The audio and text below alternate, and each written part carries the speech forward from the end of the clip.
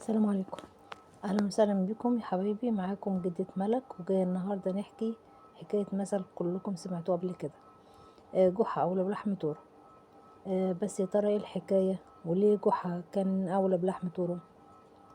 يلا نعرف الحدوته. جحا كان عنده تور بيشتغل عليه في الارض، يعني بيحرس الارض، يشيل الحاجات اللي على الارض، الزرع يعني.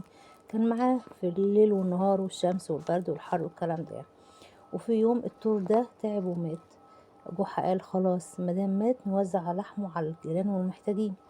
فرد عليه واحد وقال له ليه توزعه؟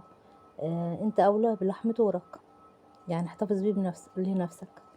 شايفين المثل بسيط ازاي؟ بس فيه حكمة. لو عجبتكم الحكمة دوسوا لايك واشتراك في القناة، وخليكم دايما معايا في حواديت وامثال.